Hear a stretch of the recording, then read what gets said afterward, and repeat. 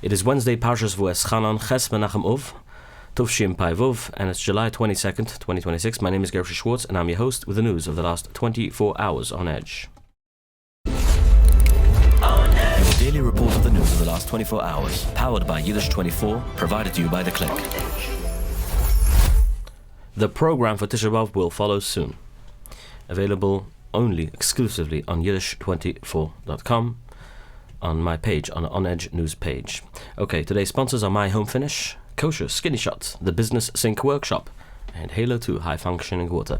A tragic loss was found, obviously, a soldier from an Iranian strike, a historic peace pledge from Lebanon, and a massive nuclear deal signed by President Trump. And no, this time it's not with Iran. But as world leaders make historic moves, obviously, Business Sink Workshop is making a historic move if you want to unlock new levels with your business skills, obviously. You have to understand when it comes to turbulence in your business, it almost feels like everything's falling apart. And that's because the brain of your business is you. You need to be able to focus on both the business and your family. But the problem is it leads to stress, it leads to procrastination and many other aspects that, dive down the business into, So you need to unlock the new levels and grow, continue to grow. So to be able to separate the two and join this year's Business Sync Workshop, starting their 7th cycle now in Fort Lee on Chamishus B'Av, this was July 29, 718-664-6066. If you mention on Edge, you get $500 towards the course. It's going to be in Yiddish through the presenter, Reb Shmuel Yida Moshkowitz, who's going to give this course, and I'm going to be there, Mr. Ramsburg. Okay. President Donald J. Trump has approved a 30-year civilian nuclear agreement with Saudi Arabia. This would lead the deal to build a nuclear power plant for everyday use, and the project is worth tens of billions of dollars. It puts American companies in charge of building the Saudi nuclear program while completely blocking any businesses from other countries. But the agreement does not force Saudi Arabia to make a peace with Israel, like Trump wanted, obviously, to do. He wanted them to join the Abraham Accord. One main part of the deal is about a shared American uranium enrichment building on Saudi Arabia's land. Uranium enrichment means preparing nuclear material, right? This will happen if a shared study decides it is needed, obviously. But the US left out normal safety rules. That includes the International Atomic Energy Agency Additional Protocol. This also skips the strict non-proliferation standard, which stops the spread of nuclear weapons. That rule normally stops countries from preparing uranium. It also stops them from reusing old nuclear fuel. Because this technology can be used to build nuclear weapons, experts are worried. They say the deal could start a race to build nuclear weapons in the Middle East.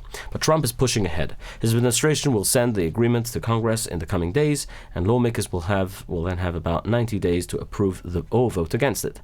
Now, again, like I said, let me remind you about the program coming up soon, the Tisha B'Av program, which is amazing, heart-breaking, chizik, full of chizik program, 2 hours worth your time listening, exclusively on Yiddish 24 or on Kol Mevaser 118 from the main menu.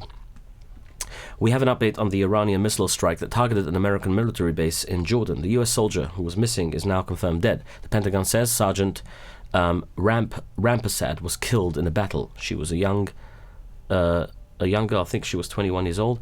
That brings the total of American soldiers now to 18 so far that were killed. President Trump is at Dover Air Force Base today to receive the fallen soldiers as they come home. On the way there, he said about Iran, they are going to pay a big price. They are going to be decimated, he said. The IRGC fired, obviously, missiles from the site and drones from the cities of Kermanshah and Tabriz. They aimed at the Sheikh Issa Air Base, which is in Bahrain. They also aimed at 2 bases in Jordan. Jordanian and American forces shot down 5 of the missiles. 2 landed in empty spaces, but one hit the Jordanian city of Aqaba. It sent up visible smoke and flying pieces of metal shards. People living right across the border in Eilat heard the loud explosions. The Israeli military confirmed no missiles or broken pieces fell inside of the Israeli territory. No Iron Dome rockets interceptors had to be fired, and no one was injured. At the same time, American planes bombed Iran for the 11th night in a row. They hit airplane garages, hangars, and places where drones are kept. Obviously, this happened across 4 different areas. This includes heavy bombing in the Khuzestan province also. And this morning, President Trump put out a brand new threat. He wrote in Truth Social, "From this point forward, any time the Islamic Republic of Iran shoots at a ship in the Strait of Hormuz, whether it be by missile, rocket, drone, or any other device or weapon The United States will bomb and destroy one bridge or one power plant, including those located next to or in the capital city of Tehran, he says. He also threatened huge military attacks if Iran tries to rebuild its nuclear sites. Then he said that America will strike the Pickaxe Mountain nuclear site very soon. Trump said Iran is begging to talk, and he added he would meet with Hezbollah if Lebanese government asked him to. Behind the scenes, Israel's Khan News reports that Washington told Yerushalayim it plans to step up the bombing in the coming days, possibly bringing America's heavy bombers for the first time in this round of the war. Pickaxe Mountain is believed to be the main target. Israel has been placed on heightened alert. Obviously, the IRGC answered within hours. A top Iranian official, who is the negotiator, right? You remember him? Kalibaf said, if our security is not ensured, no infrastructure will be safe, and the security of the Strait of Hormuz lies in the absence of American forces. They also put out a warning, anyone who wants to protect their property or avoid unnecessary loss should avoid the Strait of Hormuz, they said now. Another senior Iranian figure, Mohammad Marendi, put it this way: so it's time to evacuate Kuwait, Qatar, Saudi Arabia, Bahrain and the UAE, and probably Oman. And an Iranian military source told the Tansim news agency for every bridge or power plant America destroys, Iran will hit energy and infrastructure sites across the region connected to America.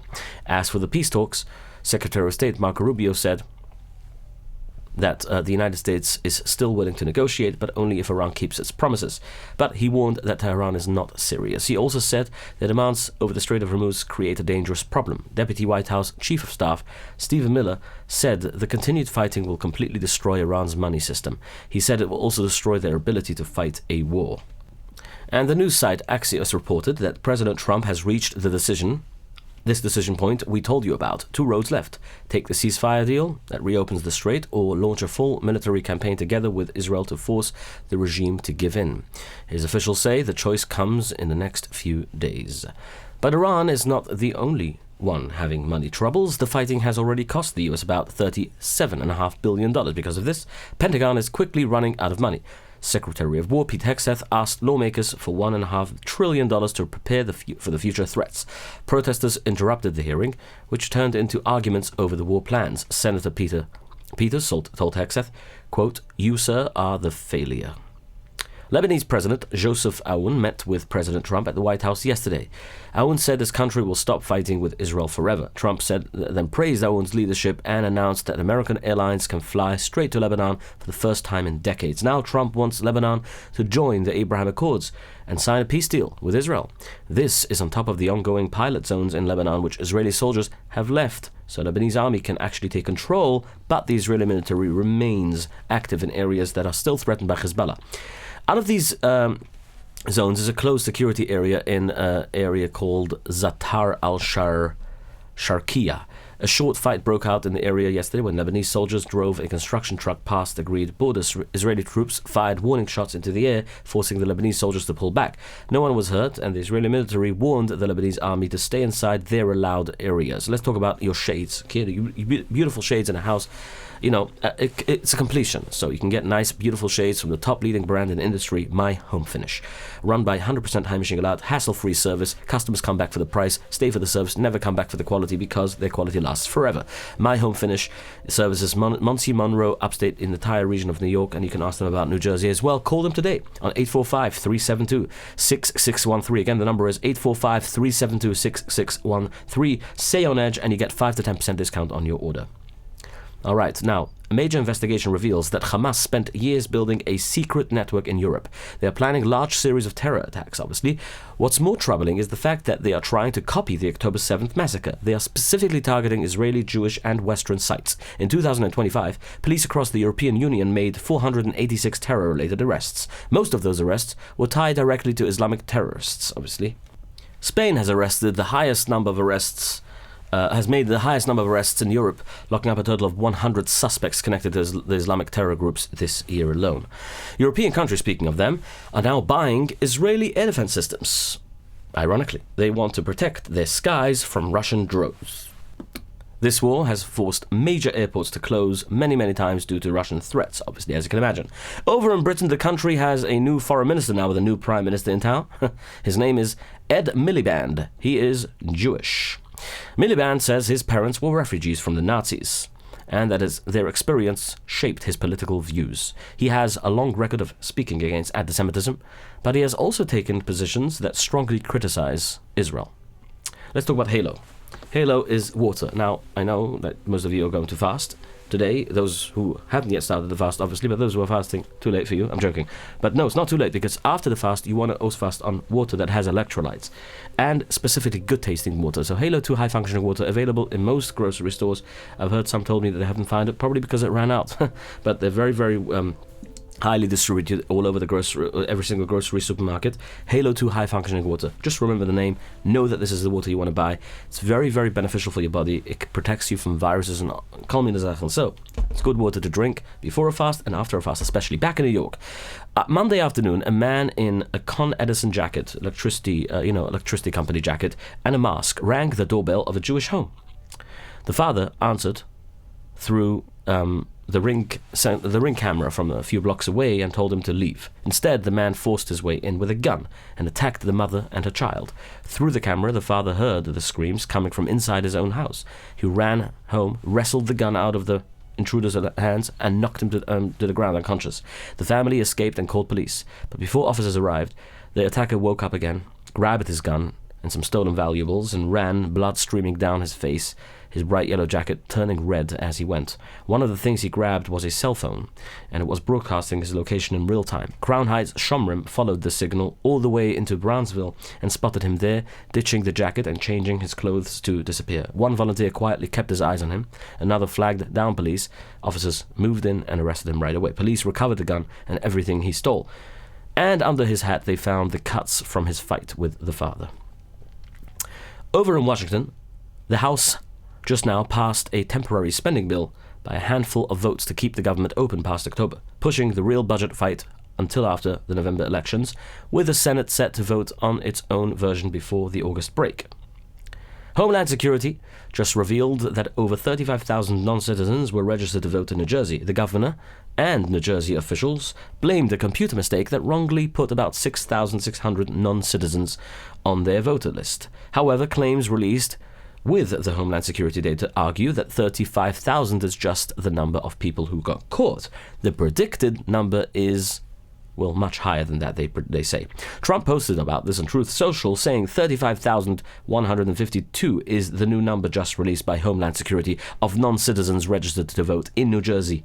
These are just the ones that got caught, he says. The real numbers will prove to be many times this amount. They are all Democrats, Republicans.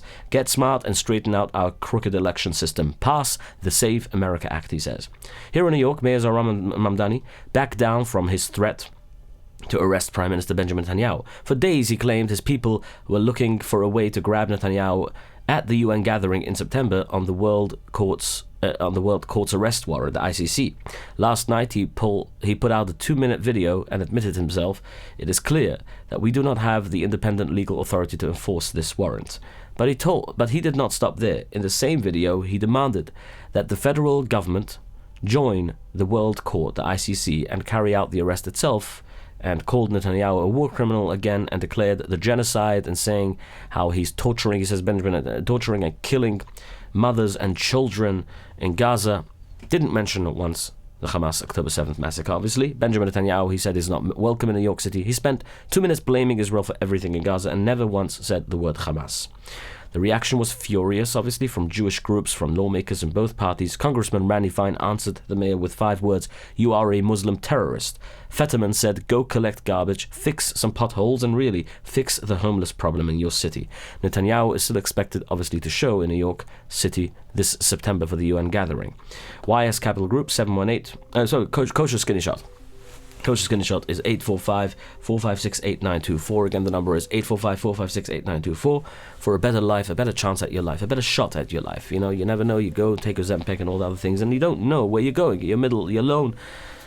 My advice to you is to obviously go check out Kosher Skinny Shot. Call them today. Sign up. You will thank me later. Call your doctor before you do that, but it's going to change your life. YS Capital Group is 718-831-2168. And of course, Arrive Express 845-622-1111 and 845-254-1111. And Protobyte 347-354-1237. Protobyte is an expert when it comes to an AI race, creating websites and software. You know, all right. Serious service, and obviously the next program will be the Tisha B'Av program, which will be right after this.